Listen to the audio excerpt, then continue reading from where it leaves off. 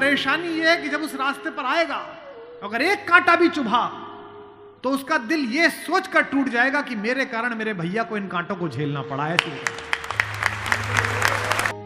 कि भगवान स्वयं कष्ट सह सकते हैं, पर जो उन्हें प्रेम करता है वो कष्ट सहे ये उन्हें स्वीकार नहीं। राम के भाई भरत, जिन पर सबसे कम चर्चा होती है, सबसे कम भरत पर बोला गया है। लक्ष्मण उनके साथ 24 घंटे रहते हैं। शत्रुघ्न पर तो कम ही बोला गया है, भरत पर सबसे कम बोला गया है। सरस्वती ने देवताओं के कहने पर मंथरा की बुद्धि फेर दी। सरस्वती ने देवताओं के कहने पर कैकेयी की बुद्धि फेर दी। लेकिन जब भरत ने कहा कि मैं भैया को वापस लेने जा रहा हूं, तो देवताओं में खलबली मच गई। बोले यार अभी तो गया है ये, और इसको लेने ही चल दिया, और राम भावुक भी है, इसके प्रेम में वापस ना आ जाएं। तो देवताओं ने सरस्वती को कहा कि तुम जरा बात कर दो। तो क्या कहती है सरस्वती? देवताओं से कहती है कि 1000 आंखें होने के बाद भी जिसको सुमेरु ना दिखता हो, तुम मूर्ख हो क्या? मोसो कहत भरत मति फेरी, मुझसे कहते हो भरत की मति फेर दूं? दुनिया में किसी की भी बुद्धि भ्रष्ट कर सकती हूं, भरत की बुद्धि भ्रष्ट नहीं होती मेरे करने से।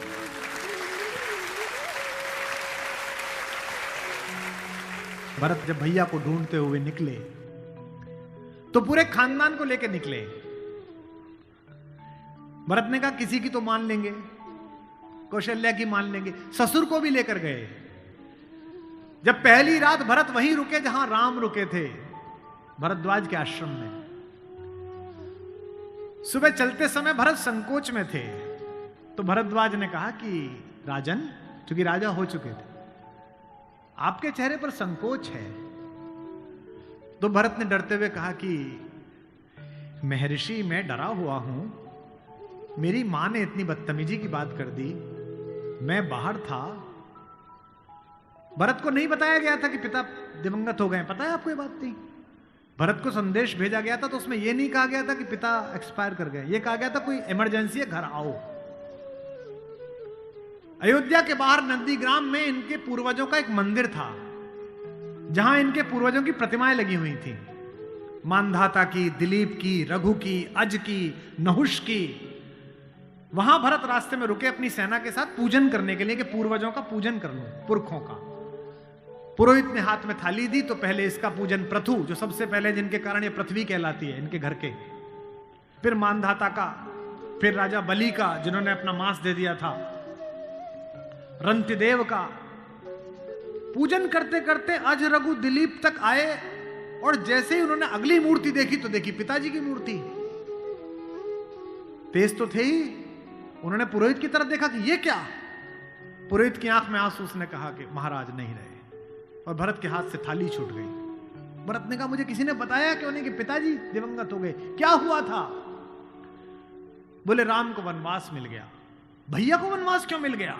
आपकी मां ने मांग लिया।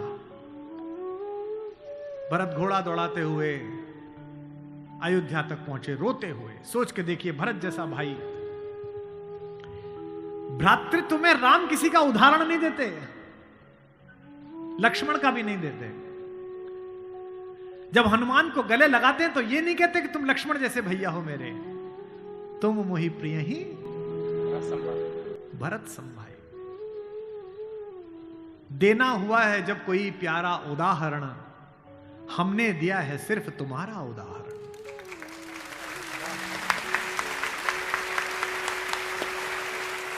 तो भरद्वाज से भरत ने पूछा कि भैया मुझे माफ तो कर देंगे ना? मैंने इतनी बड़ी गलती की, एक ऐसी गलती जो भरत ने की नहीं, उसके पश्चाताप में है भरत। मां ने इतनी गलती की, मुझे माफ तो कर देंगे? भरद्वाज ने कहा हे राजन, मुझे पता नहीं कि तुम्हारे बड़े भाई तुम्हें कितना प्रेम करते हैं या नहीं, लेकिन जब वो यहां से जा रहे थे और सुबह के समय उन्होंने गंगा पार करने के लिए पुरोहित को बुलाकर स्वस्ति वाचन का मंत्र किया, तो बड़े खुश थे, प्रसन्न थे कि मैं वनवास पे जा रहा हूं, चेहरे पे मुस्कुराहट थी। लेकिन पुरोहित ने हाथ में जल दिया और जैसे ही पुरोहित के मंत्रों के बीच में निकला कि जम्बू द्वीपे भरत खंडे, और जैसे ही भरत सुना, राम के हाथ से जल गिर गया और वो जमीन पर गिर पड़े और हाय भरत चिल्लाने लगे। इतना प्रेम तुम्हें राम करते हैं।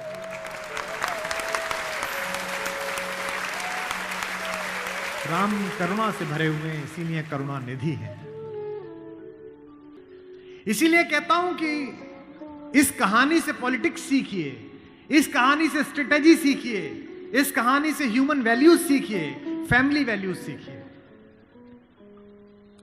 और जो राजनीति में लोग काम करते हैं उनसे भी अनुरोध है कि सदा जनता की भावनाएं ही सत्य नहीं होती। इस देश का पहला लोकतंत्र का मानक गढ़ा राम ने, जिसने कहा कि जनता ही सदैव सत्य नहीं है, नीति सत्य है। मैं इसको सिद्ध करके बताऊंगा अब आपको। जब राम जंगल गए तो सब दुखी थे, सब परेशान थे, हर आदमी उन्हें लौटाना चाहता था। अगर राम उसी दिन लौट आते तो सब खुश हो जाते। लेकिन राम ने जनमत का सम्मान नहीं किया, नीति का सम्मान किया। जब पहली बार चित्रकूट पहुंचे तो वन देवी उनका स्वागत करने के लिए आई। वन देवी ने पूछा कि आप मेरे यहां विश्राम करने आए हैं, मैं आपके लिए क्या कर सकती हूं। तो राम ने क्या मांगा होगा सोचो। राम ने कहा कि हे वन देवी, बाकी सब ठीक है, निभा लेंगे, पर्णकुटी बना लेंगे, फल फूल खा लेंगे, जिस रास्ते से मैं आया हूं उसके कांटे हटा देना। वन देवी ने कहा कि आप तो आ चुके, अब कांटे हटाऊं ना हटाऊं इससे क्या। राम ने जो उत्तर दिया वो आपकी आंख भिगोने के लिए काफी है। राम ने कहा कि मेरी तो कोई दिक्कत नहीं है, मेरे पैर में कांटे लग गए, पर मुझे ढूंढता ढूंढता मेरा भाई भरत इसी रास्ते से आएगा, उसको कांटे नहीं चुभने चाहिए, कांटे हटा दे।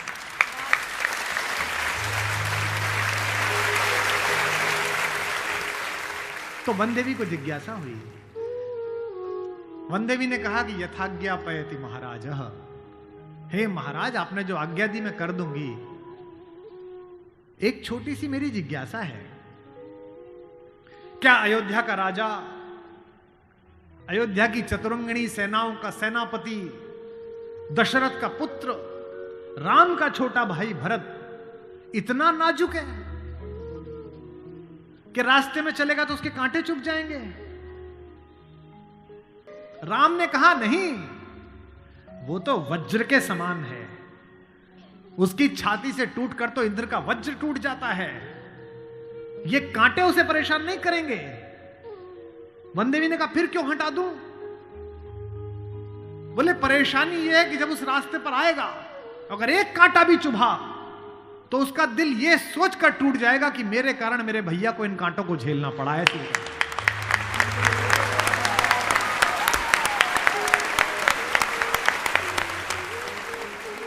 बिना चप्पलों के भरत चले, और जब चले तो भाई मृदु भूमि सकुच मन मन ही, भूमि भी संकोच से भर गई। कोमल चरण चलत बिनु पनहि, कोमल चरण चलत बिनु पनहि, भई मृदु भूमि सुकुचि मन मनि। इसका मतलब यह है कि भगवान स्वयं कष्ट सह सकते हैं, पर जो उन्हें प्रेम करता है वो कष्ट सहे ये उन्हें स्वीकार नहीं।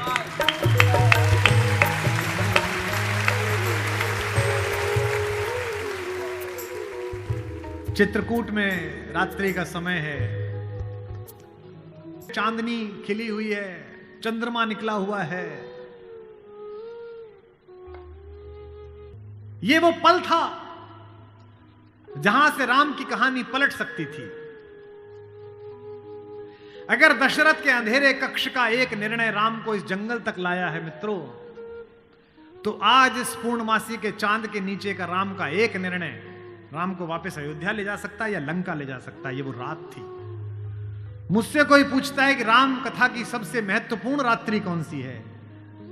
जिस दिन लक्ष्मण को मूर्छा आई वो भी महत्वपूर्ण नहीं थी, क्योंकि पता था कि बच जाएंगे। जिस दिन सीता का अपहरण हुआ वो रात्रि भी महत्वपूर्ण नहीं थी। यही रात महत्वपूर्ण थी, यही रात अंतिम, यही रात भारी, जिसमें भरत, शत्रुघ्न, तीनों माताएं, गुरु वशिष्ठ, ससुर साहब, सास, सब आए हैं कि बस राम लौट चलो। तदनंतर बैठी सभा उटज के आगे, नीले वितान के तले दीप बहु जागे, टकटकी लगाए नयन सुरों के थे वे, सब देख रहे थे, परिणाम उत्सुक उन भयातुरों के थे वे। वह चंद्रलोक था कहां चांदनी वैसी, प्रभु बोले गिरा गंभीर गूढ़ निधि जैसी। जब सबने खाना खा लिया, सबने पानी पी लिया, तब भगवान ने सबको बिठाकर पूछा, क्या सवाल पहला? भरत जैसे आदमी से, हे भरत भद्र, अब कहो अभीप्सित अपना, इतनी दूर चल के आए हो, बताओ क्या चाहिए? सब सजग हो गए, भंग हुआ ज्यों सपना। एक बात पूछी कि बेटा बताओ क्यों आए हो? तो क्या बोले भरत? हे आर्य रहा क्या भरत अभीप्सित अब भी। आप मुझसे पूछते हो कि मुझे क्या चाहिए? मुझे तो सब मिल गया भैया। इसी दिन के लिए तो मेरा जन्म हुआ था, पिताजी मर गए मेरे कारण, आप जंगल में बैठे हो मेरे कारण, सोने के आभूषण पहनने वाली मेरी भाभी एक वलकल पहने हुए मेरे कारण, जिसके सर पर अयोध्या का राजमुकुट होना चाहिए था उसके सिर पर जटाजूट है मेरे कारण। हे आर्य रहा क्या भरत अभीप्सित अब भी, मिल गया अकंटक राज्य उसे जब तब भी। पाया तुमने तरुतले अरण्य बसेरा, रह गया अभीप्सित शेष तदपि क्या मेरा। और मैं इसलिए भरत पर फिदा हूं कि भरत इतिहास का अकेला पात्र है जिसकी गलती नहीं है फिर भी प्रायश्चित कर रहा है।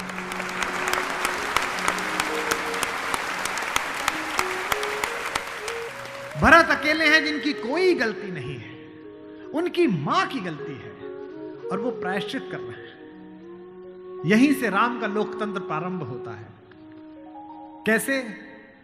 पूरी अयोध्या सोचती है कि कैकेयी अपराधिन है। राम उस रात दो काम करते हैं, भरत को लोकतंत्र का मंत्र देते हैं और कैकेयी को स्वीकार करके क्षमा का मंत्र देते हैं। उन्हें पता था कि अगर भरत लौट भी जाएगा तो जीवन भर मां से बात नहीं करेगा, पूरी अयोध्या इनके नाम पर नाराज रहेगी।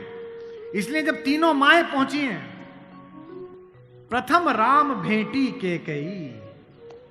राम ऐसे थोड़ी है कि हायरार्की नहीं जानते हो कि पहले अपनी बड़ी मां का प्रणाम करें, फिर सुमित्रा का प्रणाम करें, फिर कैकेयी का प्रणाम करें। उनको पता था कि कैकेयी के बारे में लोगों के मन में अच्छी धारणा नहीं है।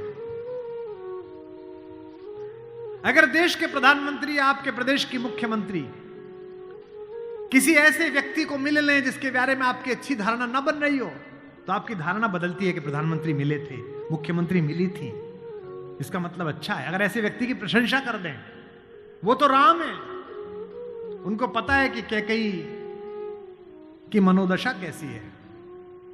और कैकेयी खुद कहती भी है, कहती है बेटे मुझसे जो अपराध हुआ है वो किसी से नहीं हुआ है। कहते आते थे अभी सभी नरदेही,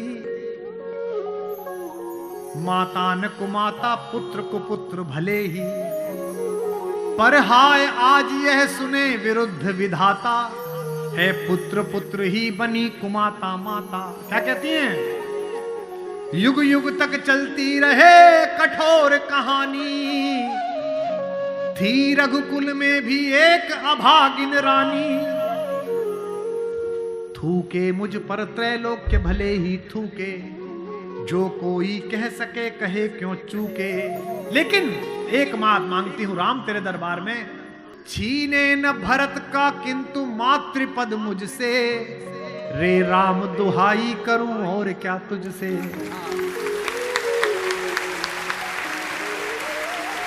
सोचिए कैसा क्षण है, अपने ही बेटे को मांग रही है राम से। कैकेयी अपने बेटे के लिए कह रही है कि राम तू सबको सब देता है बेटा, मुझे सिर्फ इतना दे दे, मुझे रानी मत रहने दे, जंगल में रख ले, भरत की मां बनी रहूं बस। इसी के लिए तो सब किया था। राम ने क्या कहा, हे अम्ब, ओ मेरी मां, हे अम्ब तुम्हारा राम जानता है सब, इस कारण वह कुछ खेद मानता है कब। फिर राम को याद दिलाया, कैकेयी ने, बेटा तुझे याद है तू आधी रात उठ के भाग जाता था मेरा सपना देख के। कौशल्या से कहता कि मां मैंने छोटी मां का सपना देखा है, मुझे छोटी मां के पास छोड़ के आओ। और तुझे गोदी में लेके कौशल्या मेरा दरवाजा खटखटाती थी, अरे ओ कोयल, ये तेरा कोयल का बच्चा जाग गया, रो रहा है तेरे लिए। होने पर बहुधा अर्धरात्रि अंधेरी, होने पर बहुधा अर्धरात्रि अंधेरी, जी जी आकर करती पुकार थी मेरी, लो कुहुकुनी, ओ कोयल, लो कुहुकुनी तेरा कुहुक राम यह जागा, लो कुहुकुनी अपना कुहुक राम यह जागा, निज मंजली मां का स्वप्न देख उठ भागा। होने पर बहुधा अर्धरात्रि अंधेरी,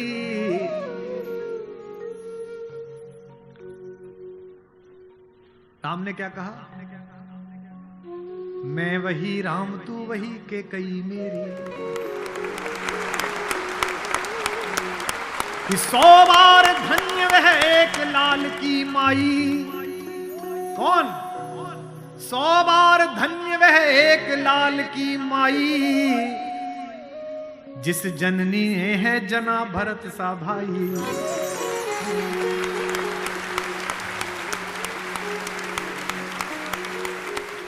पागल सी प्रभु के साथ सभा चिल्लाई, 100 बार धन्य वह एक लाल की माई, 100 बार धन्य वह एक लाल की माई, 100 बार धन्य। कौशल्या से लेकर जनक तक सबका बहुमत राम को लौटाने का था, लेकिन राम नीति के साथ रहे, जनमत की उपेक्षा नहीं है।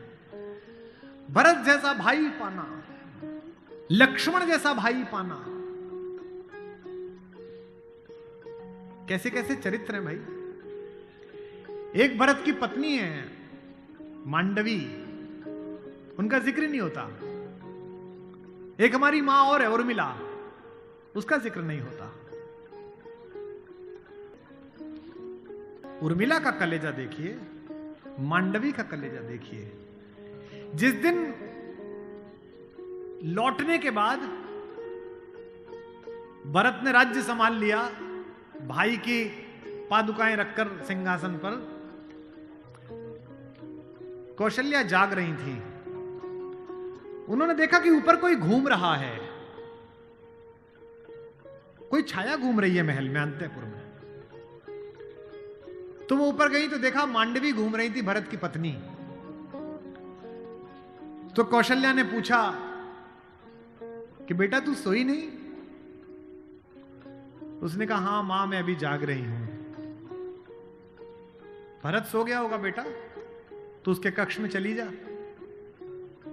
तो कौशल्या से मांडवी ने कहा कि मां वो तो है ही नहीं यहां। कहां गया? बोले उन्होंने कहा कि भैया जब तक जमीन पे सोएंगे, भैया जब तक जंगल में रहेंगे, मैं महल में नहीं रहूंगा। वो अयोध्या के बाहर जो नंदीग्राम दिखता है ना, वहां दूर, वहां उन्होंने कुटिया बना ली है, प्राइम मिनिस्टर ऑफिस वहीं बना लिया, वहीं फाइल मंगाते हैं। तुझे नहीं ले गया?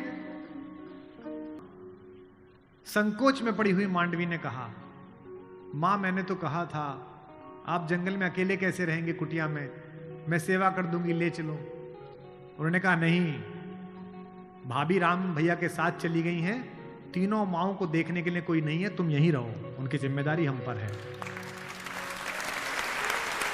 कौशल्या ने कहा कि बेटा सो जा। बोले मां वो उनकी कुटिया दिख रही है, उसमें अभी दीपक जला हुआ है, यानी कि वो अभी काम कर रहे हैं। एक बार वो दीपक मंगल हो जाए, अंधकार हो जाए तो मैं भी जाकर सो जाऊंगा, ऐसी मांग।